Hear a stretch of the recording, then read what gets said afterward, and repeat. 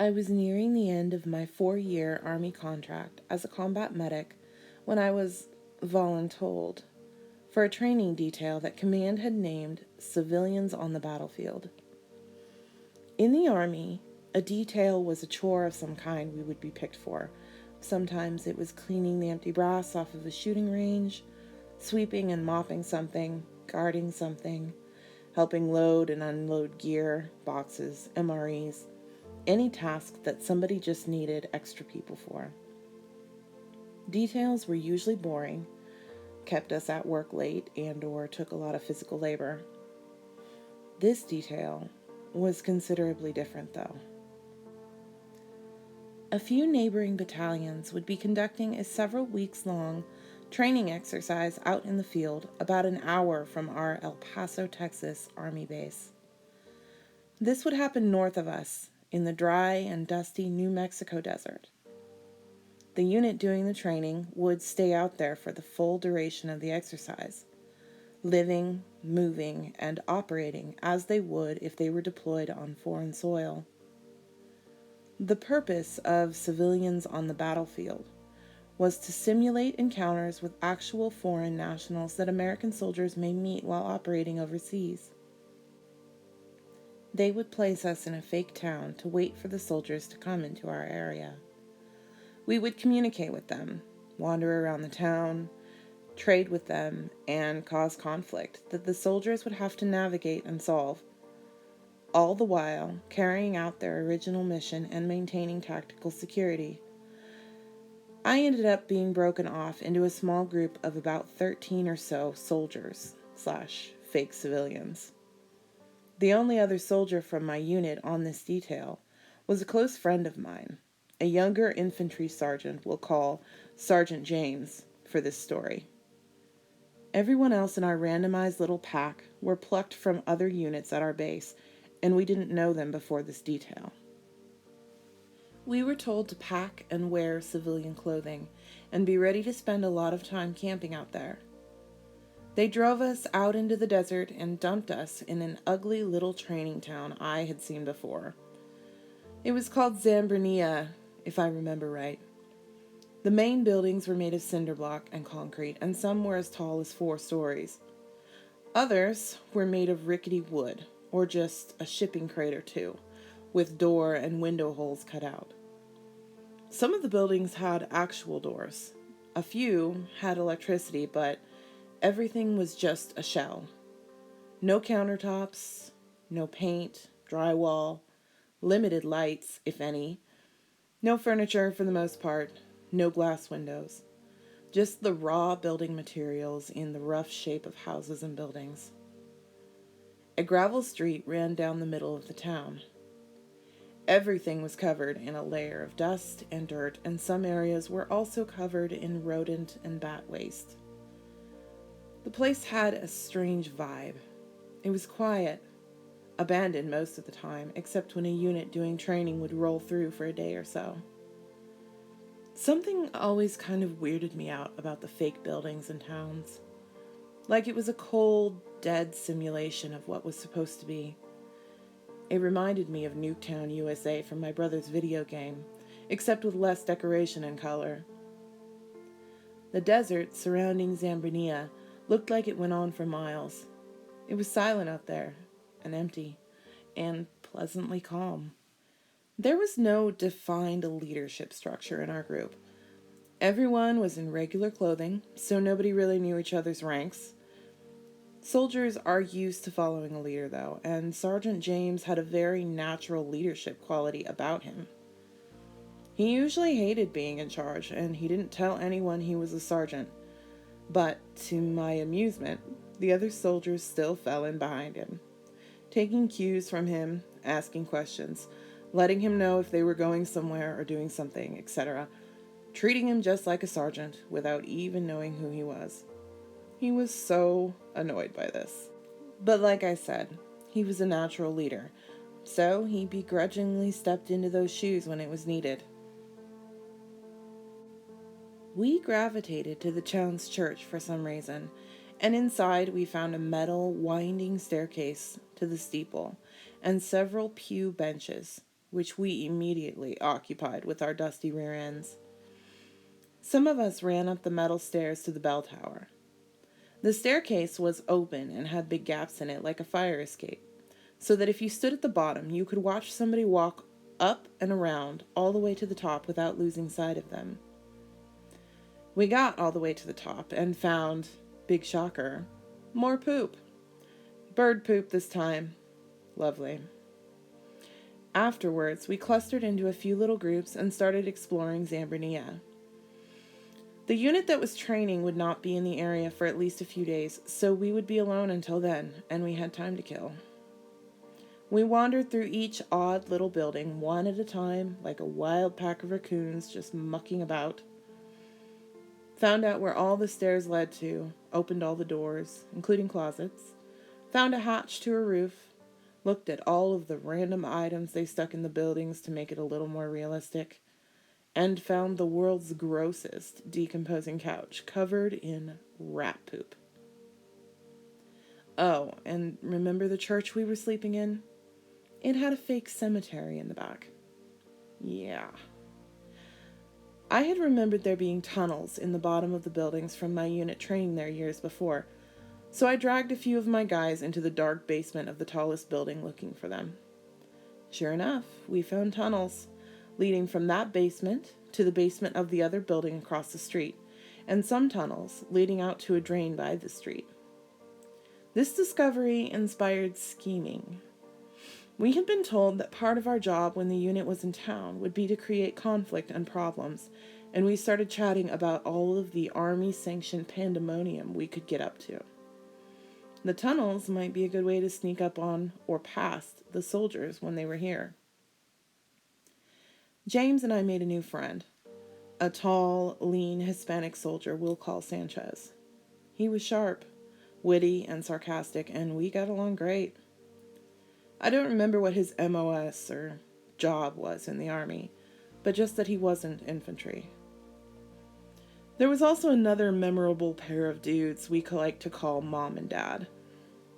Mom, who I'm pretty sure was gay, got his nickname from James because he always sounded like a sassy mom bossing the other soldiers around, but in a comical way. His friend from the same unit was quiet and less talkative, but would give Mom attitude, and they quarreled like an old married couple, so he got the nickname Dad. Mom and Dad were both young black guys, but Mom was from Germany. I don't remember their jobs, but I think they might have been cooks. Dad was a tad squeamish, to the delight of the rest of us. He once yelped, jumped, and ran from a little purple butterfly while we were standing around talking. This startled Mom, who started to run off too, fearing whatever Dad was running from. When we realized they were running from a butterfly, we broke out in hysterical laughter. Dad smiled sheepishly and shuffled back to the circle with Mom sassing him again for scaring him. But we stayed fairly close to each other, and usually in groups of at least 3. It's a safety thing drilled into our heads at basic training, and it served us well out there. Always have a battle buddy. That way we knew everyone was safe and accounted for. I was the only female soldier in our group, and Sergeant James, who was normally very protective of his people, was even more so out there. We didn't know the other guys very well, and we were way out in the desert alone. There was also wildlife to worry about. Besides coyotes, wild tarantulas, and apparently lethal purple butterflies, this part of the southwestern desert had a unique problem. Enter the oryx.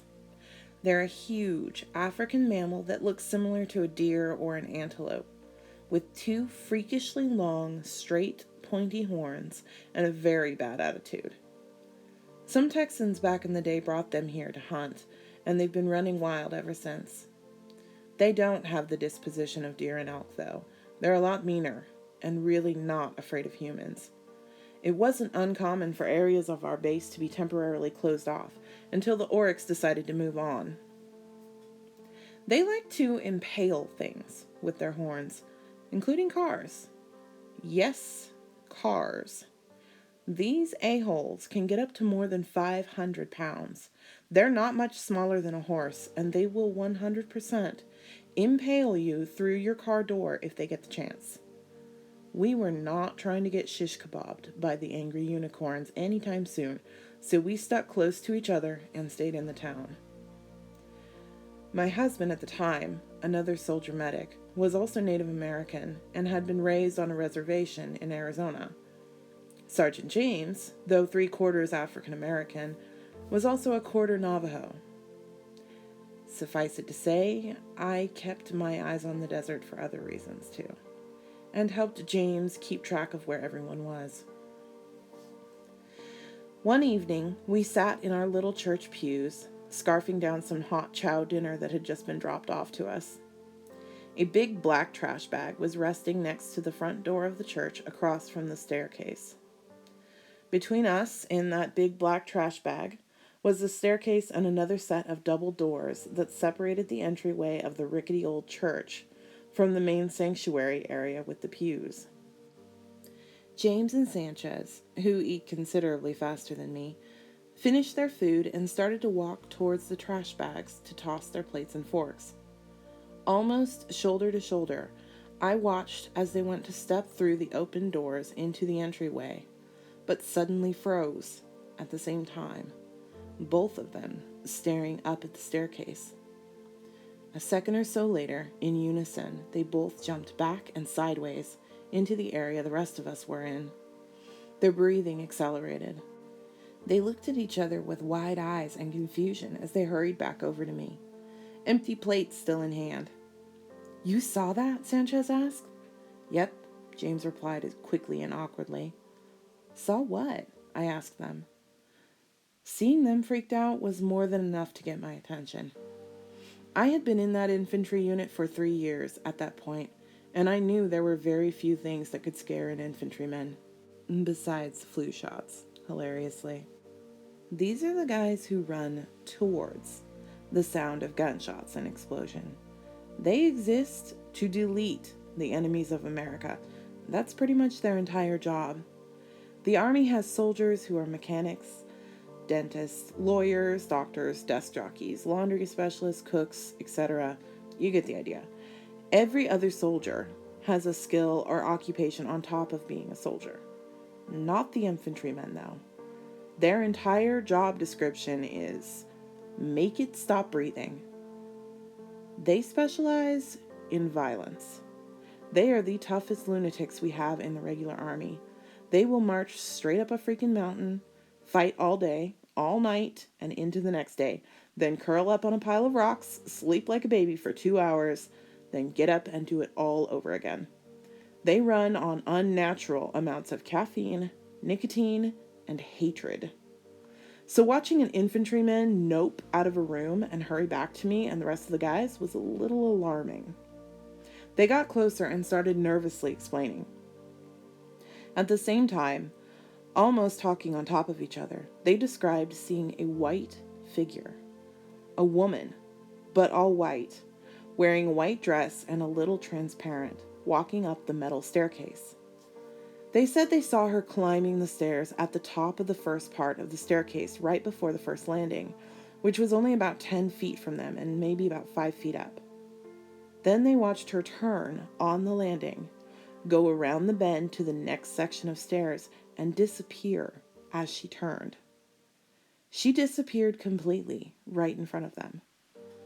Both of them, freaked out by the haunting figure, decided to move to a different building, and I followed. We packed our gear and moved to a small nearby concrete building. A few of the others, following James, went with us, but most of the guys remained in the church. James and Sanchez refused to go back in that church for the rest of the night, or during any night after that, for the rest of the training exercise. This story is true, to the best of my memory, and I really don't care if I'm believed. I'm just here to share the story. This detail was one of my many favorite Army experiences. James and I are still friends. I attended Sergeant James's wedding last year in Texas and got to meet his amazing new bride and their ever-growing collection of children. Pretty much all of us are out of the Army now, except for a few crazies that keep re-enlisting. Thank you for listening. If you enjoyed it, please leave a like and consider following.